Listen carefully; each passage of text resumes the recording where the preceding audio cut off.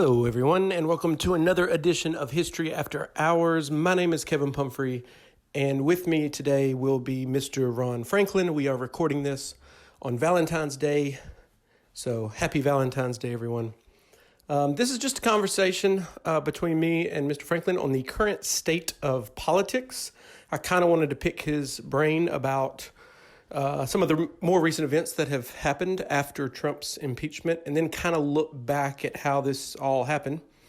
So we talk about that and other things and end up talking about Valentine's Day. So good podcast. Thanks so much for listening, and I hope you enjoy this episode.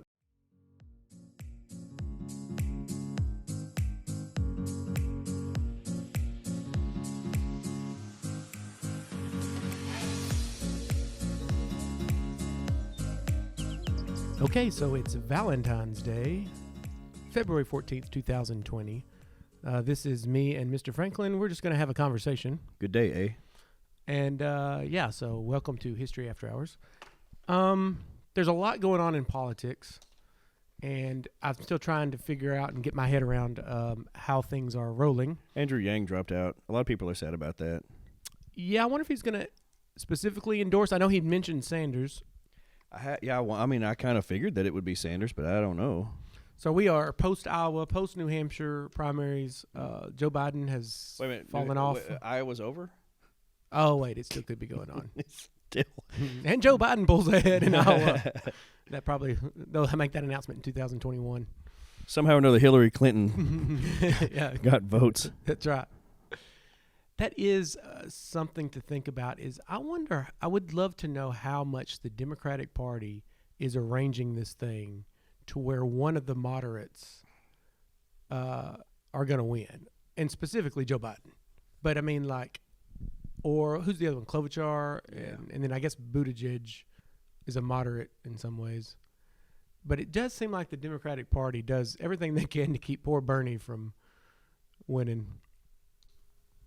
But anyhow, I don't know how this is all going to play out with the Democratic Party, just because, they have a history of kind of meddling, changing rules, and Bernie Sanders, you could make an argument that he was justified in getting the nomination last time, and he could have probably beat Trump, to be honest. I think a lot of people that voted for Trump because they hate Hillary so much. Isn't it pretty clear now that the DNC screwed him? Yes, I think that's... Yeah, I mean, that's... They it's almost like they had crowned Hillary ahead of time, and what they were going to make dang sure that she got the thing, and we have the momentum, and it's going to be the first woman president and all that, and worked hard. And that's weird to me that the institution decided, where's our democracy if that's the case, right? Yeah, even our sitting president at the time, Barack Obama, at the Correspondents' Dinner in 2016, when he had a hilarious stand-up routine and he dropped the mic and all that, he did mention in there, basically, I don't know who's going to be, it's unclear who the president will be or who she will be. He made a reference everybody knows who it is. Yeah. And wink, he made fun wink, nudge, nudge, of Reince Priebus because Trump, he said, you've done a heck of a job, Priebus, with this Republican.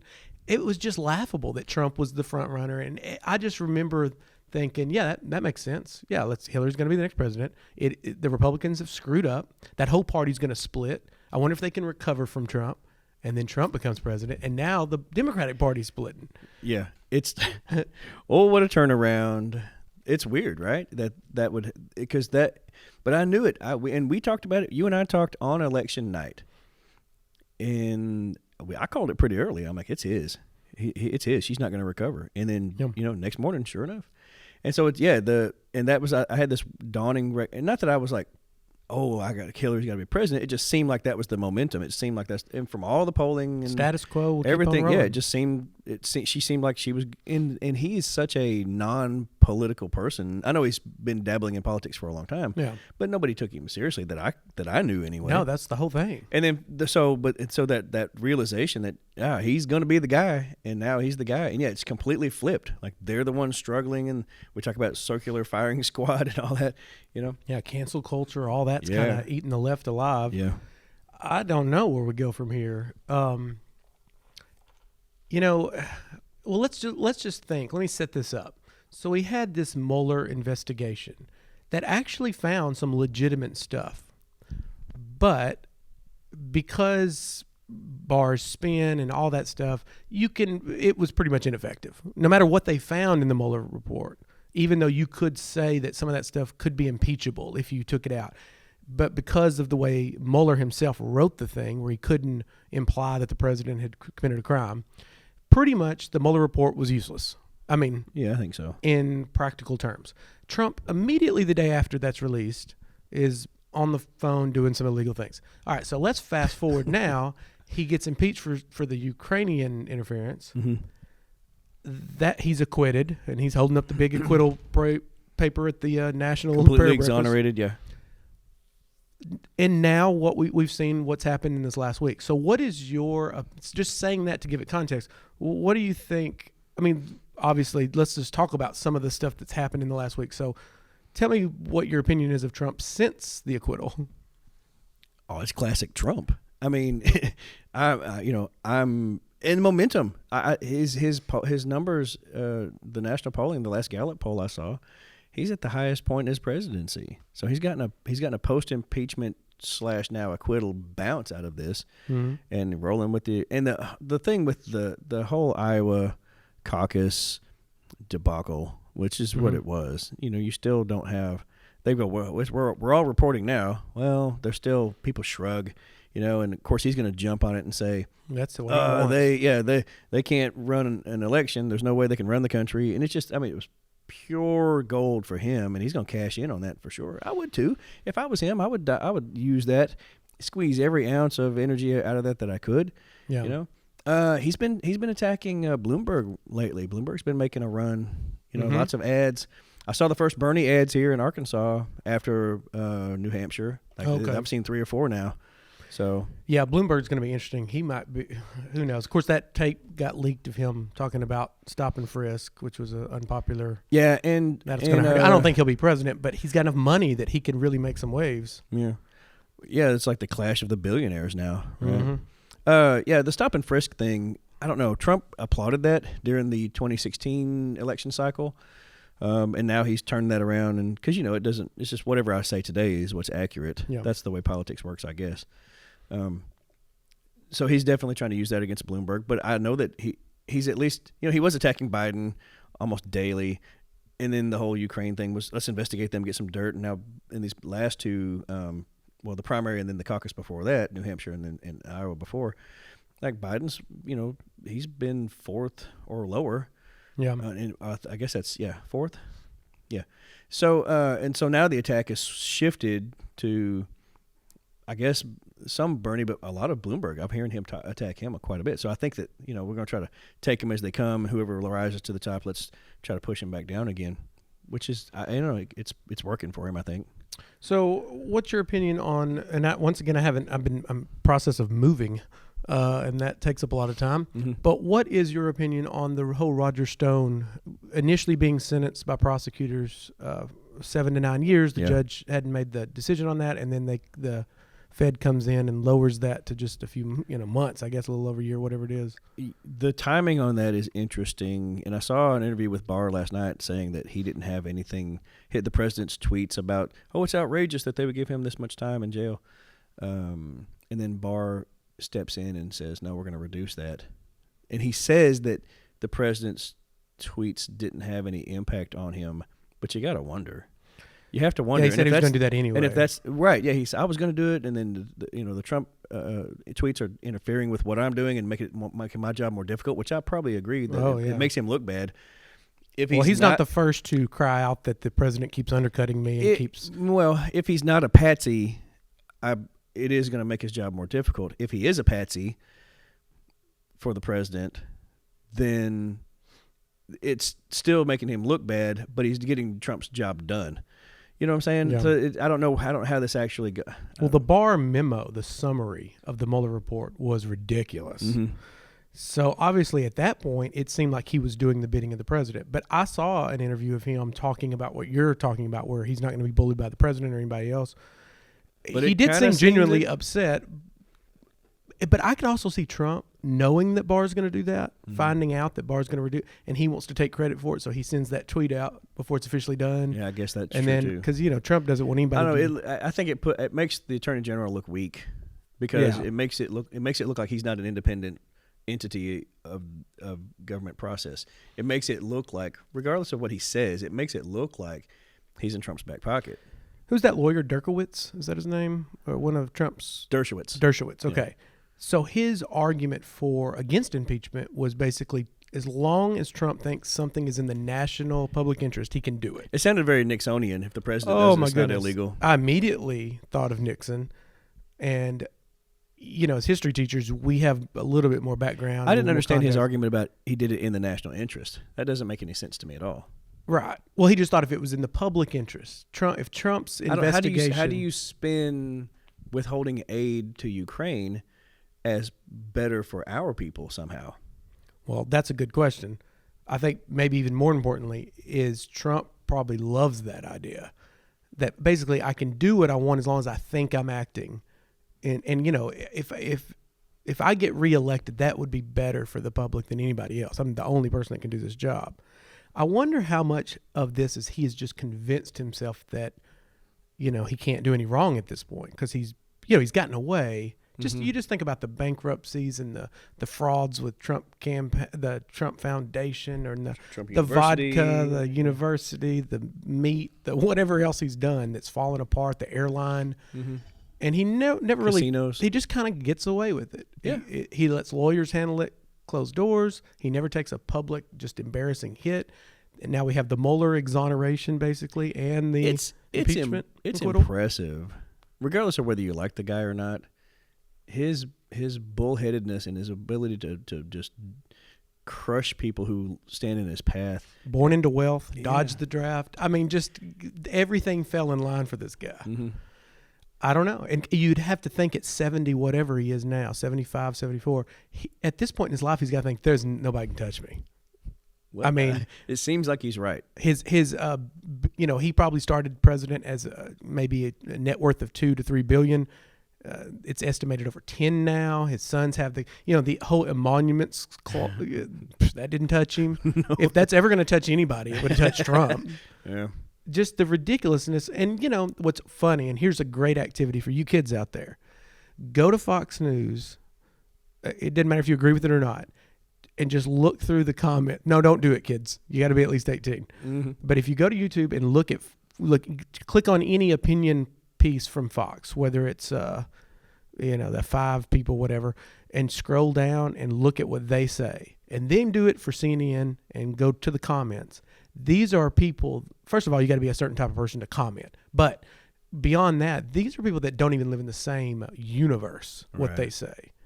I mean, it's crazy when you really get to the comments and what they think. Because that's, in YouTube comments, you're pretty much anonymous. You can say what you want. And if you go under both of those news sources, it gives you a good idea of what half the country thinks versus the other half. And I don't know how we bridge this gap. You can get a microcosm on Twitter, too, if you watch anything that's posted by, pro-Trump organizations or anti-Trump organizations. And then read the commentary of people jumping at each other as they either support that comment or try to trash it. And it's either God bless this president or oh my God, I can't believe he's our president. It's those two dynamics. There's rarely anybody in between who goes, well, he's got some this and there are very few moderate voices when it comes to him. He's very polarizing. Yeah, and Democrats didn't do themselves any favors by, as soon as he's elected, talk about impeachment. Like there's several Democrats on record. It's kind of, we're going to impeach him. We're going to impeach him. Yeah. Then of course it happens, but Trump can say, yeah, they've been trying it all along, and I deserve another term. And I think a lot of people think, you know what, he has been crucified up and down. Well, maybe he does. No, I've heard people seriously considering that's illegal, and I just don't. You think he will try for that? Let's say that he does get reelected, which there's a good possibility that he will. That at the end of that term he'll go, all right, one more. Do you think? I don't put anything past him. I think health will come into play, just because you're 70 whatever, you're running crazy, you don't sleep much, you're unhealthy, and you're getting by the end of the second term he'd be nearly 80. You'd think health would slow him down. Maybe not. Maybe he's one of those invincible people that just got. I don't know. I do think this. I cannot imagine a situation where he accepts any defeat. Like I can't. Like but if he could choose not to run again. Yes, and that would give him an out. But once again, who knows? By another 4 years of Trump doing what he wants. You know, if he did that, let's say that he goes. Let's say he convinces people that he deserves a third term, which he's going to call really his second term because the first one was stolen from him. But then he graciously doesn't do that. I deserve it, but I'm not going to, because don't you think that he'll become the next sort of deified figure in the political arena? I mean, I know we've done that with Reagan. They'll say, "Oh, he's so great because he could have, but he didn't. How gracious, how noble." They're going to use the word noble. You watch and see. Oh, if he doesn't run for a third term? Yeah. I don't know. Here's my biggest worry now is not, my biggest worry at first was this guy's going to have unlimited control of the nuclear weapons. And I did, it's thin-skinned. Did you see the Senate just voted to curb his war powers in Iran? The Senate did? Yeah. Well, good. Yeah. So he cannot just arbitrarily attack them and all that. Well, that's probably good. That was my biggest worry of just something. It kind of surprised me, but it just happened. Yeah, but he's been pretty pacifist as far as overall aggression, and of course, he's working with dictators. There was also a report that came out. I don't know if it was this morning. This morning's when I saw it, about possible breakthroughs with negotiations with the Taliban, and we may be wrapping that up. I mean, in Afghanistan, maybe, huh? Maybe so. It's hard to. My biggest fear now, though, is this upcoming election, and if he loses. I think that's more dangerous because I cannot imagine a world where he's gracious in defeat or gives up the White House or, I just don't. If he's really running and campaigning, like I really want to be president, the Democrats will kill our country, blah, blah, blah. If he's saying all that at rally after rally, and then he loses. Mm-hmm. Now, I think what will happen is a month before the election, he'll start saying it's rigged. This has all been a blah, blah, blah, blah. And I don't know that he leaves. I mean, we've been talking about this. I can't even believe I'm saying that, right? I mean, 2 years ago, we've never even thought about a president just refusing to leave. We've always had a peaceful transfer of power. Mm-hmm. One party to another, the revolution of 1800. I don't take anything for granted with this guy. I really don't. I mean, I can't imagine him going, you know what, they ran a good race. Yeah. Bernie Sanders is going to be a good president. Shake hands and part ways. Shake hands and no, he's just not that person because his whole life has been you don't admit wrong, you push ahead, you double down when you're wrong, when you're caught in a lie, you double down, mm-hmm. You miss it, make people. I mean, that was that dude that kind of trained him. I don't know, so that's my biggest concern now is the election, and. I don't know. I don't know what the procedure is if he refuses to leave and the Senate backs him and his cabinet doesn't impeach him and he has control of the military. Well, I don't know. I hate to predict because you just don't. I don't know. I don't know how to predict. You would think Republicans at that point, if it's a legitimate election and we don't see, of course, hey, if Russians come in and if there's a bunch of fraud, that just makes it worse because, that happened in the last election. Do you think that it would have to be really blatantly obvious that he didn't win, and then he would go, okay, well, or do you think it's bound to be close? It's going to be close, yeah, because there's the Trump supporters are as loyal as they come, right? So they're not going to bail on him, and of course they're looking at Bernie, the front runner, as a communist. Would any Bernie people support a different candidate? Would they support Biden or Bloomberg or Warren or?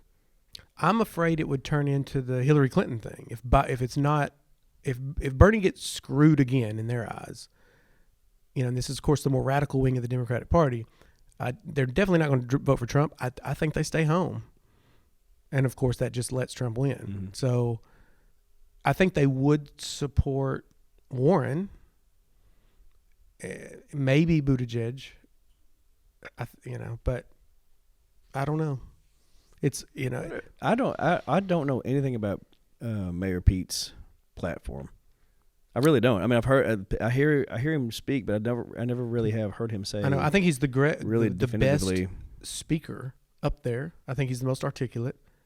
I think he's calm, cool, He talks about collected. inclusion and he talks about this and that, but I've not heard any real plans. Like, what are your budgetary plans? What's your foreign policy? Which I haven't heard that. And maybe it's just me being lazy and not looking that up. Well, But from what I remember, it seems like he came out a little bit left of Warren and Biden and all them, and strategically he's pulled that like back. between them and Bernie? Yes, yeah, not quite Bernie, but just right there close. And now when Warren went left, he moved back as the moderate to challenge Biden. Oh, okay. It seems like that's pretty, but I think he's a very clever person who's got all this. I don't think he rarely gets caught off guard. He's well prepared, well planned. And, I think, look, at the end of the day, it just depends on who would be a better president for the next 4 years for our country. I think the Trump presidency is either going to do one of two things. We're either going down in flames, and I think it's just going to lead to more celebrity presidents and a coup, and who knows what it could turn into, or there's going to be a lot of good come out of it, and we're going to redirect, and that's usually what the United States is able to do after a big conflict, big event, is after a little time redirect and kind of swing the other way. Do you think there's going to have to be someone who has just a bigger personality as Trump does to try to really challenge him on the national election? I hope not. I hope it's Bernie, just because I think that would be an awesome debate. Those two old guys going at it, just Trump and his bravado. And, of course, Bernie's Jewish, and he's just got the top billionaires. Like, it would be a great – they need to pay-per-view that. Anybody else that's real, like Buttigieg or Klobuchar might do okay. But anybody else, I think Trump will just make mincemeat out of. But Bernie's the one, I think, little scrappy Bernie. I wrote the damn bill. I like just that old school Jewish, mentality of, you think you've been through a lot. I just think he would be a good yin to Donald Trump's yang. I mean, and then you have two candidates for change. Mm-hmm. Bernie's been spitting the same message for 60 years or 50, whatever it is. He's been in politics since the 90s. I don't know. I hope that's the matchup. Just now, that doesn't mean that I love Bernie, and that his plan doesn't scare me. They could go toe to toe, though. But they would. Yeah, they both have these crazy. Yeah, they're both crazy in a way. They're both a little radical. So, and they're both candidates for change, which is why I used to say Bernie shouldn't be the Democratic nominee, because he's going to spend the rest of his campaign explaining what socialism is. But now, okay. So in the ads that he's had here in Arkansas, he's sort of doing that, right? He's like, okay, we're for the common people that are getting screwed by the administration, and they're only supporting the wealthiest and the corporations. And what about the working man? So he's laying that groundwork for what it is, and I think that's a nice preparation, because people are going to have questions. People who don't understand it, who if they hear socialism, they think Stalin, or they think the Castro brothers, or they think North Korean style. But that's not what he's advocating. Right. And so he's got to do a really good job of clarifying the difference between, because socialism isn't just one thing. There is a scary version of that. There is a very dictatorial and controlling, and there is that. But that's not what he's. So you've got to make that clear in people's minds, because that word and communism have been really unpatriotic words in this country for a long time, and well deserved. I mean, if you look at the Cold War I get the scary part of, but again, but those words have been bastardized by countries who weren't really doing that. They were just hiding their dictatorial policies behind that, right? And so he's got to make it clear that he's not that person. It's a populist message when you listen to it. Yeah. Both Trump and Bernie have a populist message, just different to different demographics. I think that Trump used the same kind of messages to working class people, and you've been left behind, and I've got your back, and it's what every president says. Well, yeah, but I'm saying but his policies don't really follow through. He just used that as a messaging tool, whereas Bernie's policies actually do follow that through, and people who voted for Trump might actually go, it didn't really work out with this guy. Maybe this other one can deliver. Maybe that's how. Again, if Bernie's the nominee, maybe that's his driving force. Ultimately, is like, look, I'm really the guy. This is the guy who claimed to be right. But I'll do it. He didn't. I also think we, as teachers and history teachers specifically, and people that are in this stuff, and the people you see on TV and Bernie and all of them, we lose sight sometimes of the fact that most Americans barely pay attention to any of this, and they're single issue voters. Right. Like whether it's abortion or whatever. It used to be gay marriage was a big one, but now it seems, and I know so many people that vote for Trump for one reason. They hate Trump, they hate everything else, but he's pro-life, or at least he says he is. Or pro-Israel. Or pro-Israel. That's another single, Can you beat Bernie Sanders on a pro-Israel stance, though, with his Jewish heritage? That would be the advantage right there. That would be a tough thing to bring up, although Trump would do it. Probably. He probably, there's no social norms he's going to bring up whatever. He will. He'll throw, it's very, I don't want to say scattershot, but his attack is, he'll throw anything out there that he thinks will work, and then whatever sticks, he'll keep running with that. Yeah, he'll call Bernie a socialist. He'll say he's a career politician. He's never really done anything. Deep state. And when you look at Bernie's life, has he ever created a company? Has he ever done? I don't know. I don't know anything before he entered politics.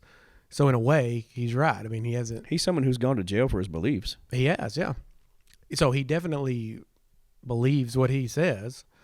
And that's something that both of them have that I think America likes is authenticity. Like both of them, whether what they're saying is crazy, like sometimes Trump, I think he believes it. Remember, the George Costanza lie is not a lie if you believe it. I think Trump believes a lot of the stuff he says. You know what's crazy? How about this? I think we should have a reality show on that Kellyanne Conway and her husband. How does that even work? Yeah. Because remember, she is the best spin doctor for Trump. She's good. And he hates Trump. And they're married. And I thought the whole, what's the political Democratic Clinton's dude? Yeah. What is his name? People are screaming right now out their windshield. Crap. It's not George. Cavill. I can see his face. Yeah, the guy Cajun, from Louisiana. Raging Cajun. It starts with a C. Holy moly. Well, him and his wife were from two different political parties. Carvel. There you go. That's it.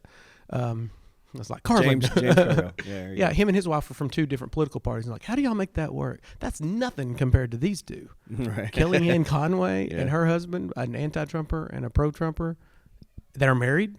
There's got to be something going on in that. I want to know Do you think the they mystery. go home and sit around the table and just kind of laugh about, we got him fooled? Yeah, Trump's hair is a mystery to me. I don't know where that starts and ends, and I don't know where it comes from with the wind blowing it up in every direction.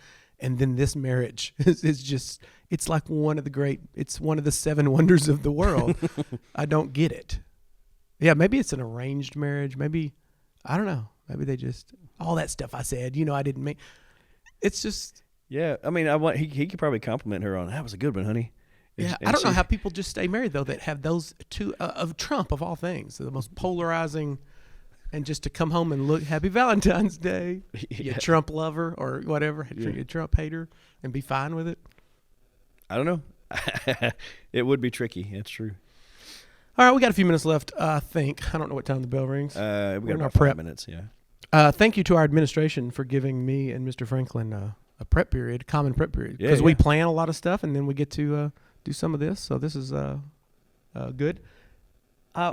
Valentine's Day. Mm-hmm. My wife gets the kids presents, not like Christmas, but like balloons and little things here, like a little bracelet and a little blah blah. Mm-hmm. She loves all that stuff. Yeah. I grew up in a family that barely knew what Valentine's Day was. You gave a card at school to some kid you didn't know or whatever, be my Valentine But did your family celebrate Valentine's Day the way my wife celebrates it with gifts? Growing up, it wasn't like we made. Not really. I don't remember a time where we had Valentine's cakes and things like that, But my wife and I have always done a little something for the kids on things like that. But it's not like we go overboard. Like here's a little, here's some little treats or whatever. That kind of thing. She really goes. We do for each other. Yeah. But not for But not like it's not like Easter baskets at Valentine's Day. Right. Yeah, I don't know. When I was growing up, when I was a kid, of course, growing up on a farm, maybe that's part. But Valentine's Day was like Flag Day. You just, hey, what is it? Oh, okay. It didn't change anything except at school. But, of course, now we have like a policy where they can't bring Valentine's Day's stuff up here, which I enjoy as a teacher. But, yeah, I just didn't know if that was common. But my wife is like that. She loves to make, it's a holiday. We're gonna go get the kid stuff. And I'm just the opposite of that. But I guess she's changing me. So maybe Valentine's Day. Maybe I'll be more starting to loving. like it a little bit. Yeah. Yeah. No, it's I mean, we don't make a huge fuss about it, but Yeah. Yeah. I don't. Usually on a day like today, thinking about school, in the past we've seen kids who are like either really, really super happy or they're like crushed and demoralized. Like Valentine's Day is one of those weird days. Nobody loves me. As you get I mean, older. it can be. Yeah, I mean, it's. I don't know. Or look what I got. There's a kind of a rub it in your face thing. If the kid, I can see why the administration would say, look, we're not going to have that kind of hoopla because it can cause drama and. Oh yeah. But here's the thing to me. And it's a hallmark. We do. Holiday at this point. Sure. We do celebrate at my house. We celebrate Valentine's Day, but we're also under the running working condition that we try to treat each other that same way all year long. We don't just wait for one specific day. You want to make special notation of it because whatever. It's the holiday, the demarcation of it. But we try to take that same theme and run it all year long. Yeah, that's awesome. So, Y'all are a great couple. I've got to get what I need to do, and this would be golden if I could do it, is just pick a random day to give her the Valentine's Day stuff. Now, I'm still going to get her stuff. I did. I got her, it's like the countdown's on. You got to get her something. I did the flowers and a necklace and stuff like that. But what I need to do is somewhere in the 1st of November, or whatever, get her something like and I think that would make it golden. Yeah. I just got to remember to do it. I'm so bad at that. Mark it on your calendar. I know. The day I'm going to randomly give my wife Valentine's Day stuff. The not random day. Yeah. Do you give chocolate, flowers, that kind of thing, or the traditional stuff? Yeah. I didn't get flowers this year though, but we did chocolates, and we're gonna go out. We're actually gonna go out for dinner tomorrow night. Oh, awesome.